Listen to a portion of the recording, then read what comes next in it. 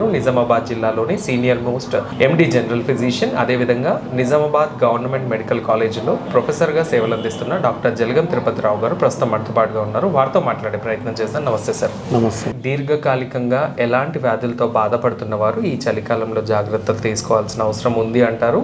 ఎవరిలోనైతే allergy అనేది ఉంటుందో, అంటే కాస్త దుమ్ము పడకపోయినా, కాస్త చలి పెరిగినా కూడా బయటకు రాగానే ఆ విపరీతమైన చలి వల్ల శ్వాసనాళాలు మూసుకొని పోయి వాళ్ళలో దమ్ము రావడము, పిల్లి కూతలు రావడము, శ్వాస తీసుకుంటుంటే ఇబ్బంది పడడం అనేది జరుగుతుంది.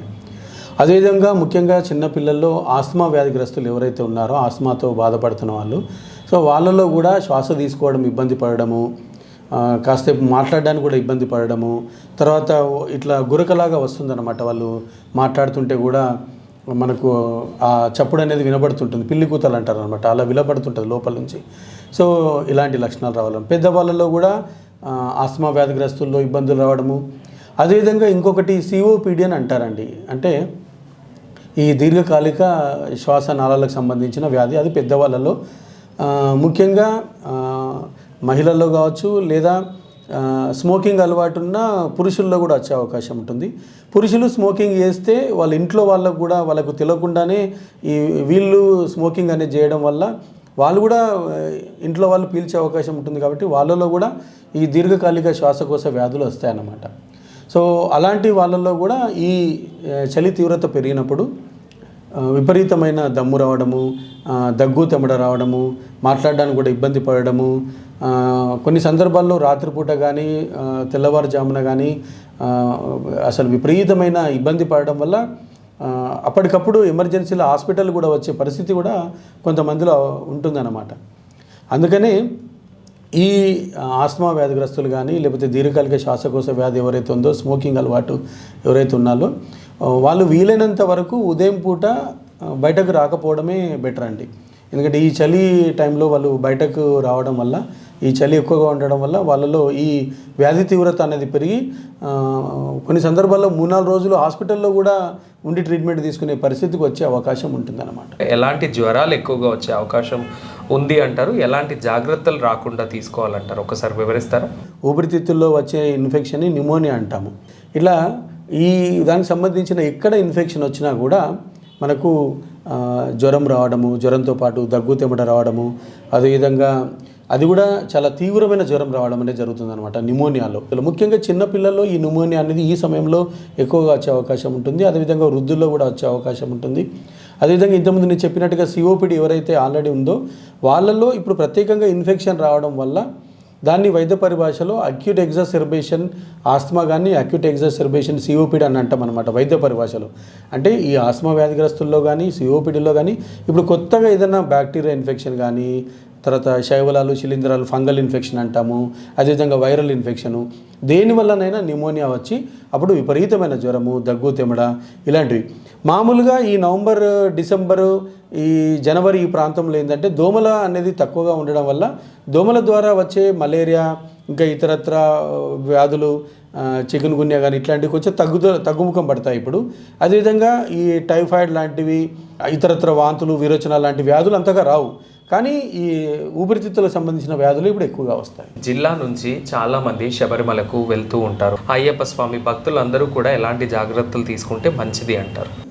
ఆల్రెడీ ఎవరైతే ఆస్తమా వ్యాధిగ్రస్తులు ఉన్నారో, ఈ సిఓపిడి వ్యాధిగ్రస్తులు ఎవరైతే ఉన్నారో వాళ్ళు మాలధారణ ధరించినప్పుడు మాత్రం ముందుగా ఒకసారి వాళ్ళు రెగ్యులర్గా డాక్టర్ను సంప్రదిస్తూ దానికి సంబంధించిన, అంటే ఎమర్జెన్సీలో ఎలాంటి మందులు వాడాలి, కొన్ని సందర్భాల్లో మనం ఇన్హేలర్స్ అంటాము, ఇలా పీల్చుకుంటూ ఉంటాము. ఎమర్జెన్సీగా దమ్ము వచ్చినప్పుడు ఎలాంటి మందులు వాడాలి, ఒకవేళ ఇంకా ఇతరత్ర మనం అంతకుముందు రెగ్యులర్గా వాడుతున్న మందులను కూడా కాస్త ముందు నుంచే మనము సరిగ్గా వాడితే కనుక మరీ తీవ్ర స్థాయికి వెళ్లకుండా చూసుకోవచ్చు. మీరు అన్నట్టు జర్నీలో వెళ్ళేటప్పుడు కూడా ఇట్లాంటివన్నీ ఎమర్జెన్సీ ఇవన్నీ కొంచెం దగ్గరగా పెట్టుకోవాలి.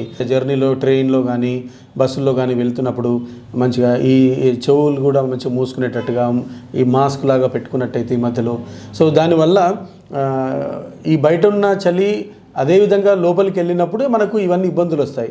సో అలా వెళ్ళకుండా, ఎక్కువ దుమ్ము, ఈ చలి ఎక్కువగా వెళ్ళకుండా మనము జాగ్రత్త పడితే కనుక ఎలాంటి ఇబ్బందులు లేకుండా వారు ప్రయాణం చేయొచ్చు.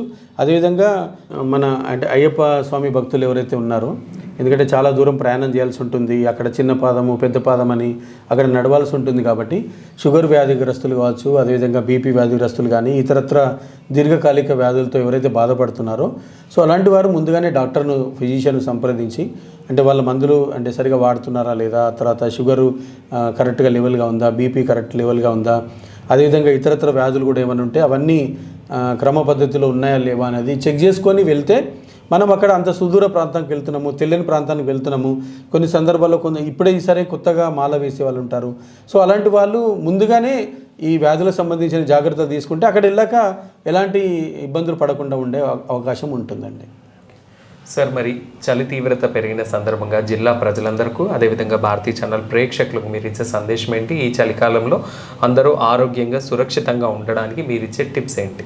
నిజామాబాద్ మరియు పరిసర ప్రాంతాల ప్రజలు అదేవిధంగా భారతీయ ఛానల్ ప్రేక్షకులందరికీ ఏంటంటే ఈ చలికాలంలో ఎందుకంటే చలి తీవ్రత పెరుగుతుంది, అటు ఆంధ్ర భాగంలో అప్పుడప్పుడే తుఫాన్ రావడము, అప్పుడే వర్షం తగ్గడము, ఇలా ఈ ఉష్ణోగ్రతల్లో హెచ్చు తగ్గులు అనేది అవుతూ ఉన్నాయి. కాబట్టి చాలామంది ఇబ్బందులు అనేది గురవుతున్నారు.